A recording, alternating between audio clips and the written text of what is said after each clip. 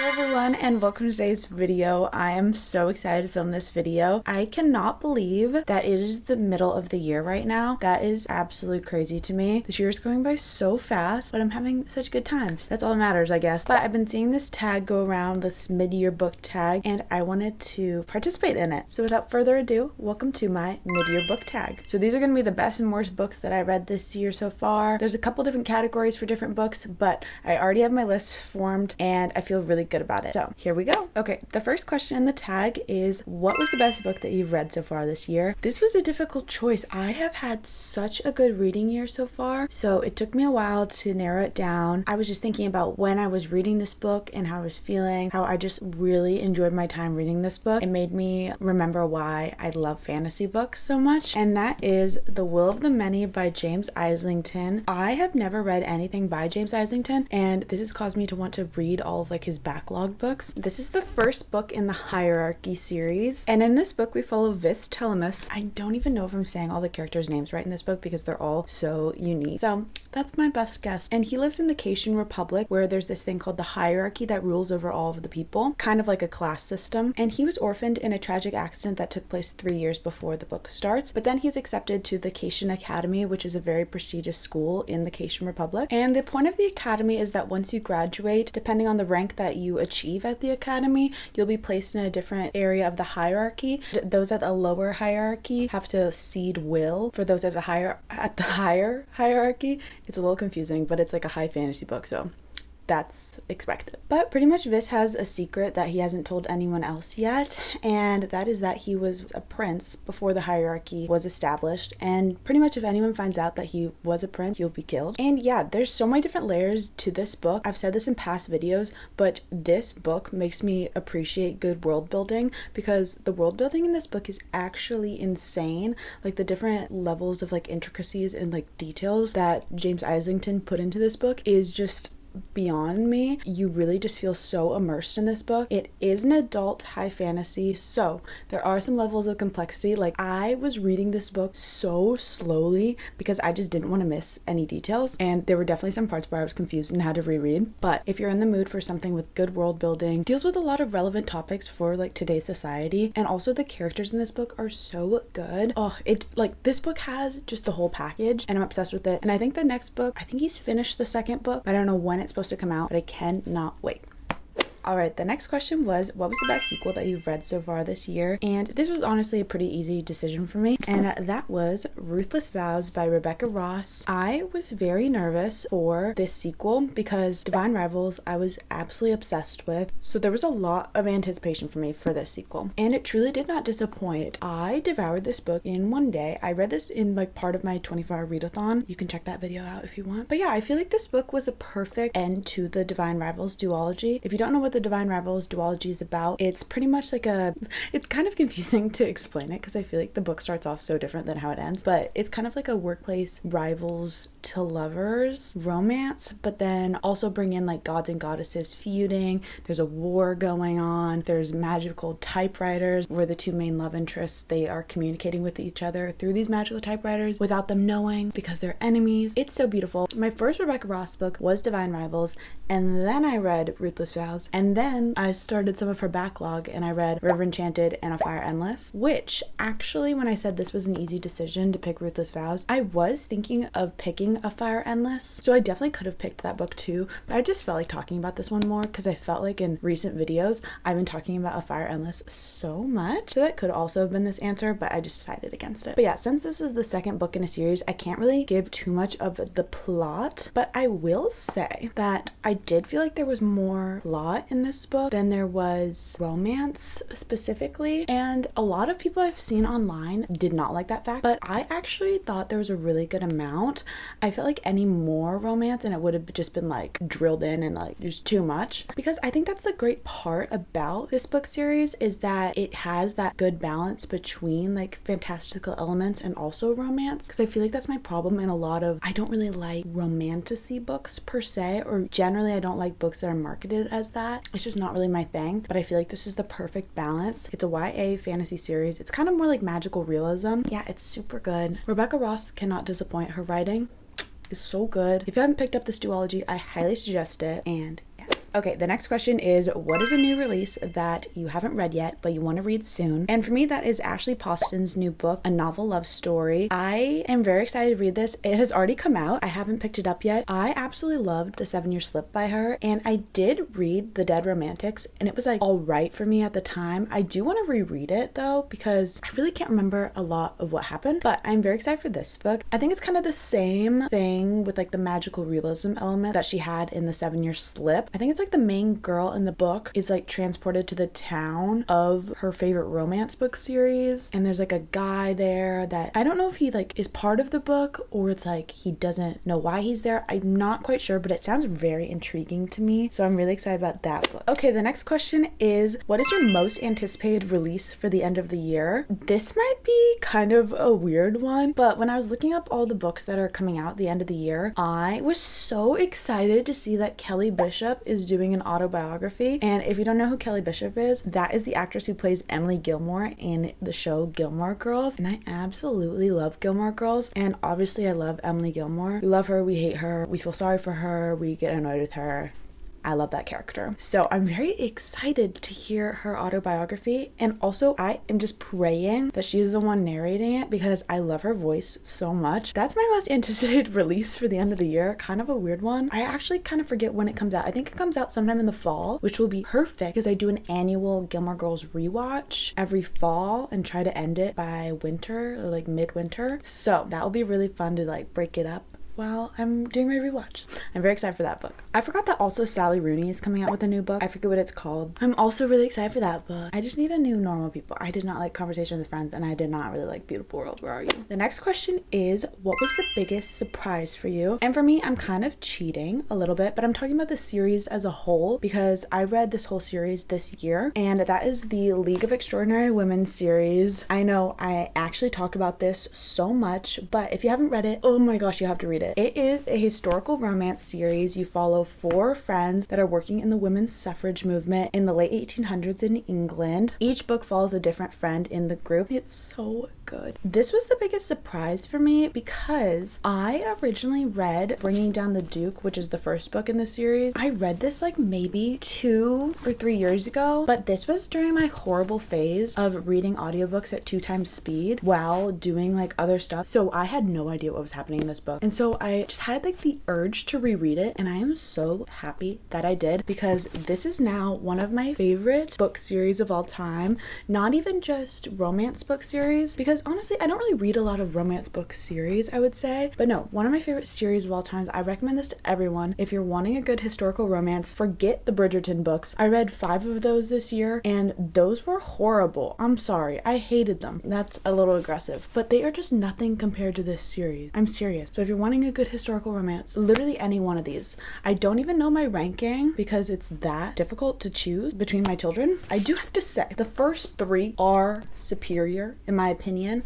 The 4th one I liked. It was good, but it's just nothing compared to the 3. I feel like since it's the last book in the series, they had to wrap up a lot of the different plot points and stuff, so it lacked a little bit on the romance. Highly suggest this. It's so good. Go read it. And yeah, I'll shut up about it now.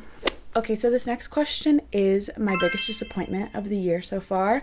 I'm not going to talk too much about this book just because I feel like I have already talked so much about why I hated this book and why I was so disappointed in it. While this isn't the worst book that I read this year, I would say it was definitely the most disappointing because it is a sequel to a book series that I love so much, and that is none other than Painted Devils by Margaret Owen. This is the biggest disappointment for me because I absolutely loved the first book in the series, Little Thieves, so I was so excited to read the second book. I really don't want to get into it, but this book made me very uncomfortable. For it being a YA book, it was just like the amount of like mature scenes in this just made me very uncomfortable, and how the plot was truly like surrounding a lot of those topics. I don't even know really how to explain it without like fully giving you the rundown, and I don't want to do that. But yeah, it really fell flat for me. I was very disappointed, and I guess that's all I'll say about it. The next question is your new favorite book character. It was very hard for me to pick, honestly, because I love character-driven books, and I feel like that's what I look for a lot of the times in books. There were so many different characters I could have picked for this question, but when I was thinking about one of the best characters that I read this year so far, that has to be Sidra from A River Enchanted. A River Enchanted as a whole is such an amazing book that this was definitely on my list of books that could have been my favorite books of the year so far. But in this book, you follow Jack, who is summoned back to the land of Cadence because the little girls in his town are going missing, and they think that Jack can help because he's called a bard. And what a bard is that they can summon different gods and goddesses and different spirits through music, and so they think that Jack can help them to find the girls. But anyways, I'm not here to really talk about the plot of River Enchanted. It's so good, but the character Sidra, I just love her so. Oh, Sidra is married to this character named Torin, who I also love so much. Their relationship is just so beautiful. So Torin was previously married to a woman, and then she passed away, and Sidra married Torin, kind of like a marriage of convenience, and so that's kind of how it started. But then they both really just like fell in love with each other, and it is the most beautiful love story I think I've ever heard in my entire life. I am not doing it justice right now. Please go read it for yourself. It's so beautiful, and I just love Sidra. She really puts others before herself. She is such like a strong character. She has powers as well, like healing powers, and she really has taken like the challenges that have been thrown at her throughout her life and like turned them into good. Like I said, she's just such a strong character.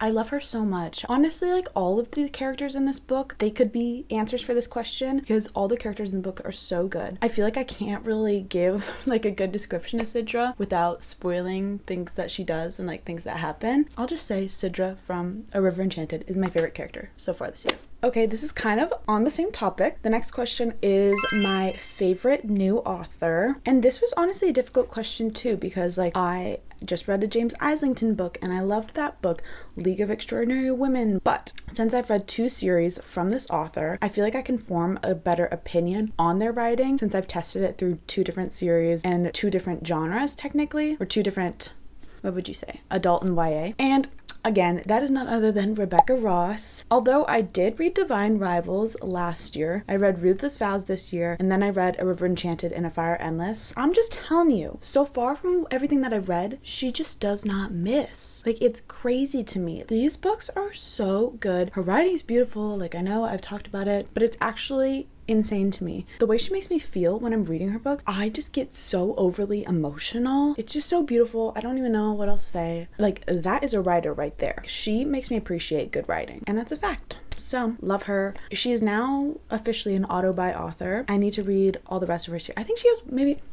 I actually don't know how many more books she has out currently. I feel like there's another series that is out that's YA, I'm pretty sure. So I definitely need to read that. But so far, loving everything she's putting out. So keep it going, girl. I'm talking about the League of Extraordinary Women series again when I said I wasn't going to. This next question is newest fictional crush. I'm sorry, but that has to be Tristan from A Rogue to Ruin. I'm a sucker for like a little egotistical player, then meets the girl of his dreams that he's always been pining for, and then just like stops all of his ways and is just like obsessed with her. I love that. I'm obsessed with him. That's kind of all I need to mention. I feel like go read this book. I don't want to spoil anything because it's a romance book. I feel like they're easily spoiled. But you follow Lucy in this book. So if you've read the first book in this series, this is the second book. She's kind of more like angsty and like tough. They make a very cute pair, and I'm obsessed with him and I'm obsessed with her. But fictional crush, I'm in love with him. Okay, this next question is a book that made you cry. I have been filming a little video where I'm rereading books that were once 5 stars to test if they were still 5 stars. Maybe like a week ago I finished rereading Lovely War by Julie Berry. If you can see, these blue tabs are every time I cried or wanted to cry. This book is literally so beautiful. I am obsessed with it. Spoiler alert if you haven't watched that video, this is still a 5 star. So this book takes place in the time of World War I. The story is told from the perspective of Aphrodite, and she's telling the story of these 2 different love stories that are going on during this time. She's telling the story to a bunch of different Greek gods in order to prove her case of like why love is important and passion is important, in order for her to not go to a trial at Olympus. It's a little confusing at the beginning, but if you read it you understand. And this book is so beautiful. I was actually like sobbing multiple times. I wouldn't be surprised if there were tear stains like actually in this book. It's a YA book, and honestly, like, I read this before I read Divine Rivals, and it does kind of have a similar vibe where it's kind of like magical realism where the main characters are human, but then there is that like, Greek god and goddess element. Absolutely love this book. Definitely made me cry. And just like even just saying the summary of it just makes it sound like a whatever book, but it's so good. I don't even know how to give a summary. It's just the most beautiful two love stories ever told, and you need to read it. But bring your tissues. Next question is a book that made you happy, and for that was honestly an easy decision for me because I was just thinking about all the YA romances I've read this year because I love YA romances, and I think my favorite YA romance that I've read this year so far is Dungeons and Drama by Kristy Boyce. Look at this cover. Does that not just make you happy just looking at it? This book was so cute. I was obsessed with it. So in this book you follow Riley Morris, who is obsessed with musicals and all like musical theater and everything like that, which I definitely relate to. And she gets in trouble one day, and as punishment she has to work at her dad's game store, like game board store. And immediately she meets Nathan, who works at the game store, and they do not hit it off, and they really have a horrible first impression with each other. And there's a moment where Riley's ex-boyfriend comes into the store, and in order to make him jealous, she pretends that Nathan is her boyfriend. So on the flip side, they agree to do this fake dating thing